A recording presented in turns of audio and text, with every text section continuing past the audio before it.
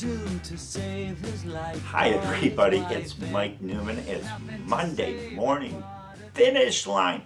It's the 2018 cross-country season and I'm loving it. It's been a long winter, it's been a long spring, I gotta tell you, but I'm glad to be back. I think this is year 7. Yeah, I've been doing this for 7 years now, so we're in our 7th year of Monday morning finish line, and maybe we could do a best of. Is there a best of this show? I don't know.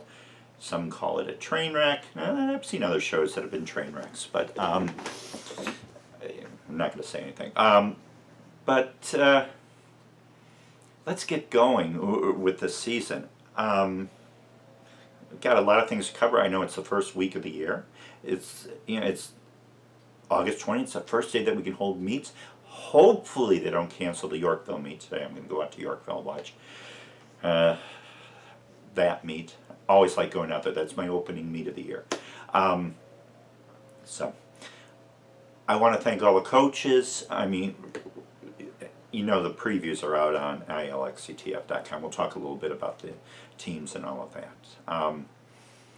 But thank you to the coaches that sent back your answers, the questionnaire that I sent out, because I think it's really important that you have a good communication level with coaches if you want to excel in journalism. Okay, so summer, I feel better than I was going to do one more show at the end of last year for track. I'm going to miss the seniors. They have graduated, that have moved on. It's been a fun last few years, but this is a new year.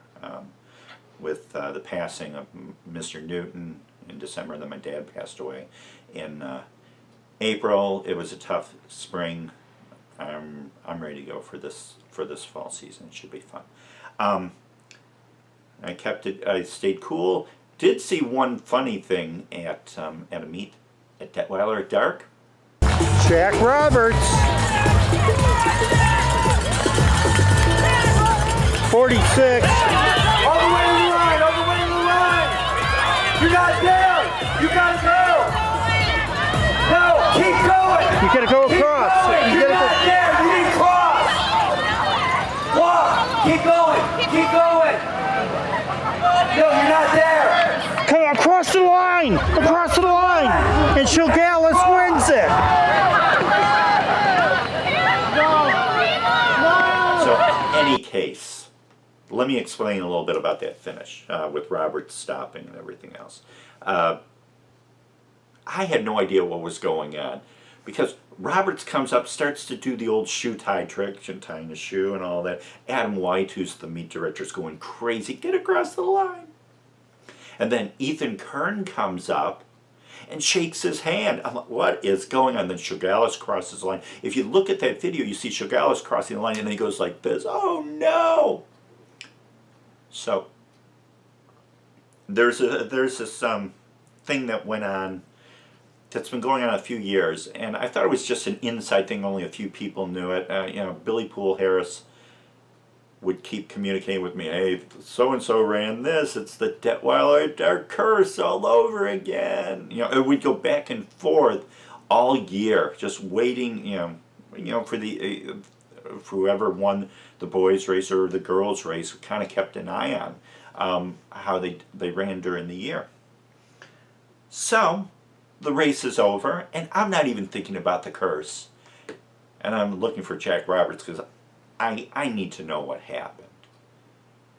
And I'm like, Jack, I want to interview you, but we need to talk before we go on camera. And I'm like, so what happened there? What were you doing? He's like, well, Mr. Newman, have you heard about the Detweiller Dark Curse? And I just started laughing. So it went around. They were talking about it in the first mile of the race. There's no such things as curses or anything like that. I think if I was running way back when, I would have just tried to finish or whatever. It's a different society and everything else, different, things or whatever. But these kids have believed in this thing. So Chilgalis said afterwards, I'm going to have to break the curse. So I'll get to see Thomas run a lot this year. He's going to be one of the guys to watch. But just watch it finish again. It is so funny. And I just started laughing. I'm trying to, I'm talking to coaches afterwards. What can you say? What a way to start the season. If that's the tone we're gonna set for this year, holy smokes, that's incredible. So, like I said before, I could talk about each of the teams for like 3 hours, but you would be bored. And I did write some pretty decent previews on that about each of the teams. So we wrote about 150 3A boys and girls teams, and 50, maybe a little more, each of the 2A and 1A boys and girls teams. Check it out on ilxctf.com if you want some more detail, if you want some more substance in your preview. Go ahead. I've already had a few complaints. It starts. It's really incredible with parents. Why didn't you write about that? Why didn't you write about this guy? Why didn't you write about her? Why didn't you write about him? You ranked our team too low. Oh, come on, it's the beginning of August. So, yeah, I do the rankings for fun. The real rankings are on November 3rd when they post the results up on that board at Detweiller. But this gives you an idea where teams lie and all of that. We'll go through it real quickly. And I'll tie into the fact that the IHSA released their sites for sectionals. They haven't released the assignments. That'll come up before first to the finish or before Peoria Notre Dame. I think it may be Peoria Notre Dame. That's where it was last year. Or I think maybe it was a little later. I don't know. If you look at 3A girls, and I talked about in the previews, 3A girls is just ridiculous this year. We've talked about girls have been in this girls teams in the state have been strong. One of the reasons is you got some great runners there, and two, we have some great coaches that feed off of each other. They trade off ideas. They're not afraid to take chances. And you have Naperville North who got second last year. You have Yorkville who qualified for nationals. Didn't run a great race at NXN. Went out too slow, and they've got a chip on their shoulder. They're going to be good. They added Kaylee Fox, a girl from Peatone that was like 99th in the 1A meet last year for Peatone. Moved to Yorkville over the winter and then runs like 11-11, 11-12 on the track. And she ran 17-16, 17-17 at Dead at Dark. So Yorkville's going to be good. And then you have Wheaton Warrenville South, who has Sam Poglish leading them, and they're improved. Downers Grove South has Brenna Cahoon. Who else? Batavia, freshman Schlenker, who almost may need work on their fifth runner right now, but I'm not going to analyze a time trial thing. Batavia ran their first time drill.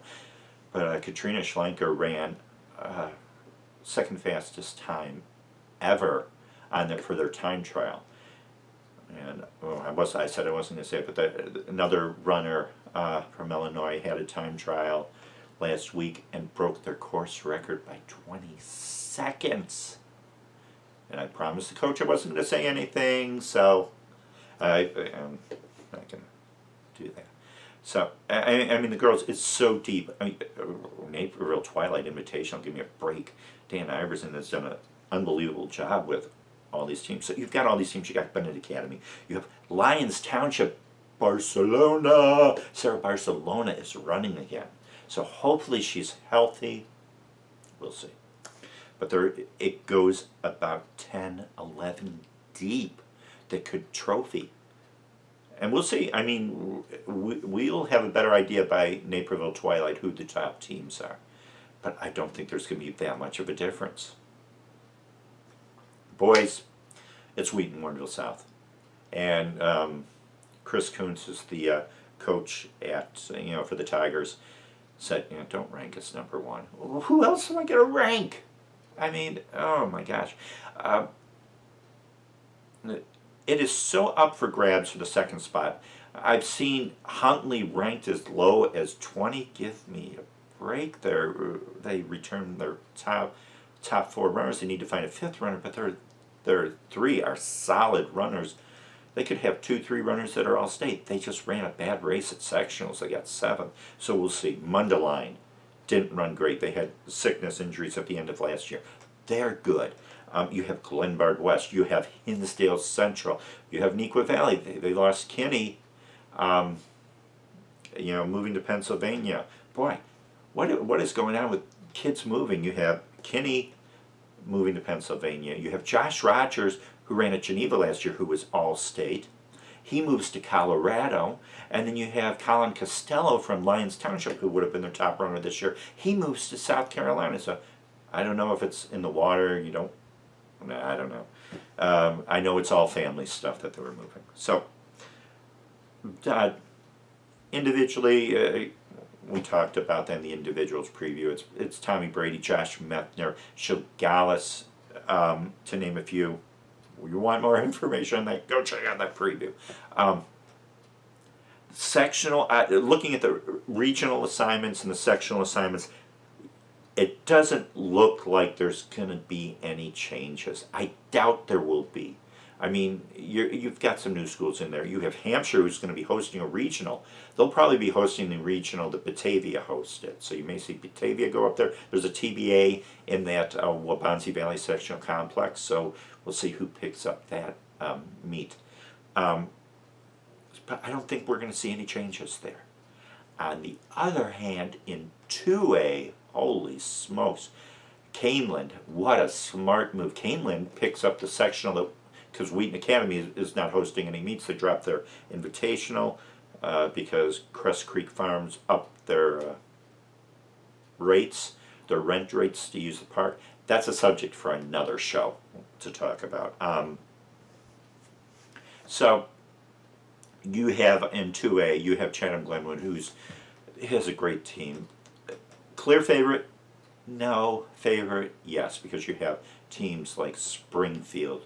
You have teams like Sycamore. Sycamore loses Stephen Porton, but they're good. They're a good team. And it just goes on from there. You have, we mentioned Springfield, and Muhammad Seymour may have a drop-off this year. But Chatham Glenwood has 3 good runners, Dathan and Dre Maton, and Cooper Peterson, a solid 1, 2, 3, and they have a good 4, 5 to boot too. So interesting with Rickman and Gebhardt graduated. It opens it up. Matthias Powell and Adam, you can't forget Adam Gilbert Glove. He didn't run last year in the state series, but he came back in track and won the 2 mile. So between Powell had a great year last year, 4th at state, 9th at NXR. So Powell is that guy, the sneaky good guy that nobody really talks about, but everybody's going to be talking about him this year. And the same thing with Gilbert Glob. And you have Daniel Chen, who IMSA underrated program, but Chen will run good. And then you have Riley Wells. Riley Wells, he can run anywhere. He's a class runner. He has a killer kick at the end. We'll see how he does. Their first race, Rockford Christian's first race, is at Rock Falls on Tuesday. Rockford Christian and Randy Moore, smart coach. They knew that they were going into 2A this year. They're not running against 1A, all 1A teams. They're not going to have any competition. Oh my God. No, they changed their schedule a little bit. They're going to be running at Sycamore early on. They're going to be running at Woodstock North, or Woodstock at Emerickson Park, the Burn Festival. So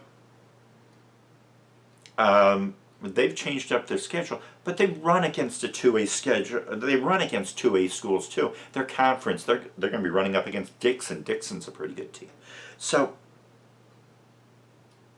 it doesn't matter who you run during the year. It's getting ready. Look at Harvest Christian Academy the last 2 years. They didn't run it. They really didn't run against any big competition in 1A.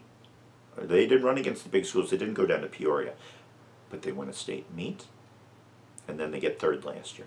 So the reward is to be moved up to 2A this year. So on the girls' side, Jenna Schwartz is the favorite. You have Madison Dirks. They could do some things this year. We'll wait and see. She just hit a bad race at state.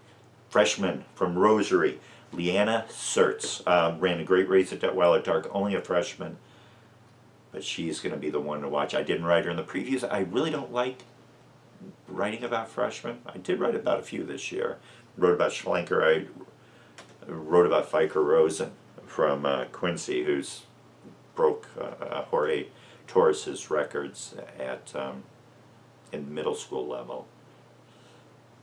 Get to see him running at Peoria, Notre Dame, at Richard Spring in the middle of September. We'll see what he's got. He has a lot. So you had those three. Team-wise, you have Belvedere North. You have Lakes Community. You have Vernon Hills, who's been third place for the last forever, and but they have a good returning. That you lose Lauren Katz, but you have a great group of runners that runs a great pack. And then there's other teams. Lakes Normal University didn't have a great race at sectionals, but they have Lindsay Walters leading them, sophomore. 1A boys, boy, take a name out of a hat, and you just don't know who's going to be there. It's so wide open. Monticello looks good. Urbana University has a great pack, but it's going to be somebody's going to sneak up. Athens. They lose Wyatt McIntyre, but they have his brother Noah, who could be in the top 10 this year. So, and then individually, here again, you have Christopher Collette from Seneca. His dad John ran at North Central, All-American at North Central. You have Justin Mumford, only a sophomore. And everybody said he had an off season in track. He ran 9:56. He wasn't all-state, but he ran 9:56 for a freshman. Is pretty good. And so you have those runners. There's a bunch of runners. There's Garrett Dixon from Monticello. It'll be interesting. On the girls' side, so Jordan Harmon from Tolona Unity ran a brave race at state last year, and then she's had a ton of injuries. I talked a little bit about that in the preview. And right now, here again, on the East Central Illinois, it's Tolono, St. Joseph. You could put either of them at number one right now. You could also put Rock Falls at number one, and they didn't run a great race. Bailey Fortney, who's running with Alex Gomez most of last year, just had a bad race. Severe dehydration. She was in the hospital until Monday after state. Rock Falls, and they have another freshman coming in. They're loaded. And then you can just go from there. It's deep. The girls' side is deep. When you have 22 all-state runners returning, you only graduate 3 from the top 25. That has a lot. That's a lot. That's a lot to talk about. So I'm going to stop there with that. You can read out everything in the previews. I could go on for like I said, I could go on for 3 hours, bore you to death. I've only talked for about 13 minutes so far. That's pretty cool. So coming up this week. We hope the weather looks like thunderstorms in the afternoon. So we'll have an idea by noon. Keep checking us on Twitter and on Instagram for updates on that. But Yorkville has a great early season meet. Get to watch Yorkville girls. Oswego East boys, I think, are going to be there. They're ranked. I think Rosary's there. So we may see a great girls race between Eberhard, and we'll see if Olivia Borowiak goes for 3 years in a row. She's won for 2 straight years. Tuesday, going to a meet at Downers Grove South. Little dual meet, triangular, but some good schools there. Oswego, I think Whitney Young is going to be there on the boys' side. Naperville Central, Chagallus isn't going to run. That's what I've heard. Wednesday, EIU Challenge at Green Valley Forest Preserve. Downers Grove North hosts that. All the EIU people are there. My brother ran at EIU. But that's going to be a good race. We'll see Roberts, Moravec, Zach Albrecht. Burlington Central will be there. Anthony Farmer. So good meet there. Good meet on the girls' side. Plainfield North. Downers Grove North is vastly improved over last year. They'll be good. And then Friday, go to Elmhurst College if you want to do something during the evening. That's the I'm getting choked up. Where's my water? The Hoka Une One, the National Postal Meet. I know there were a ton of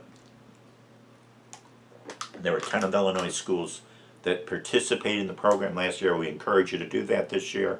But there's going to be a 2-mile time trial there, and there's going to be a ton of teams there because of the meet. Whitney Young canceled their meet, the Hokum Karam meet, whatever it's called, was called it. That was canceled, and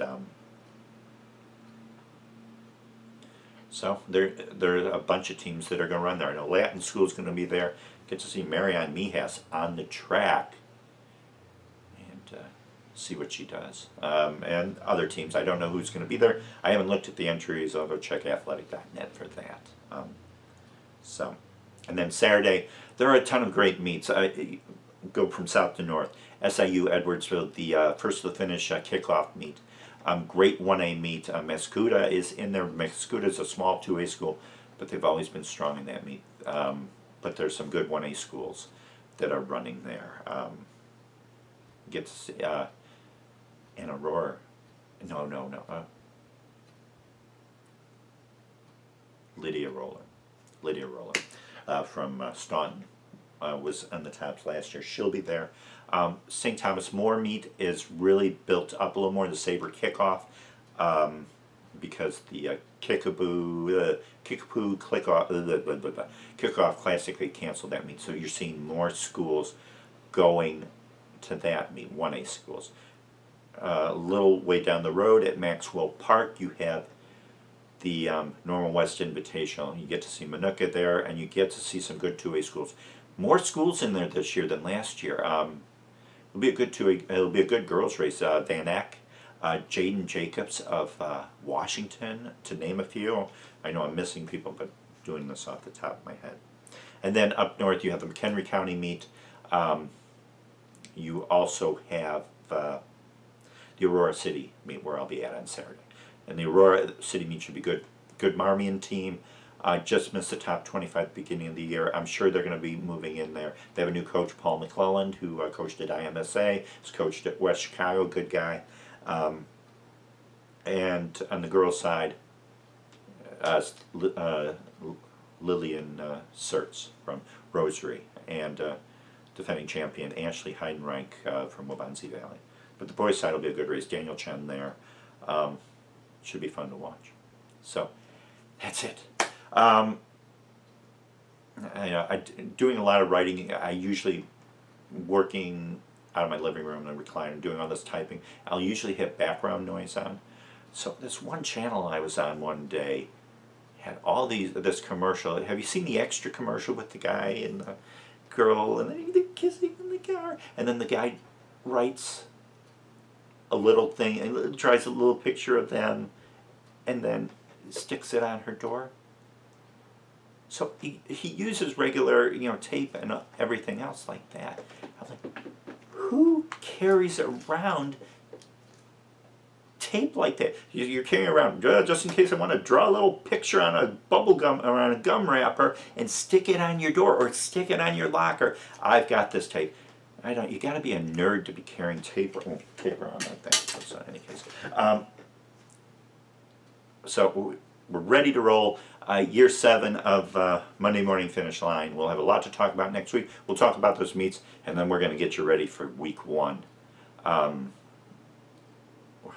where that's when the excitement begins. Hinsdale, St. Charles, Granite City.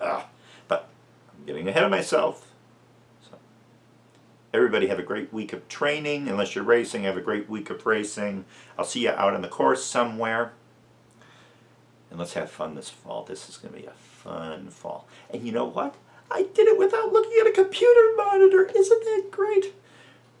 I have to put earplugs in my ears to keep all that knowledge all that fun stuff that you guys have sent me, and that I just keep it in my head so that I remember. It doesn't work that way though. Okay, so until the next time that we talk, it's Mike Newman, Monday Morning Finish Line. I'll talk to you soon. Have a great week.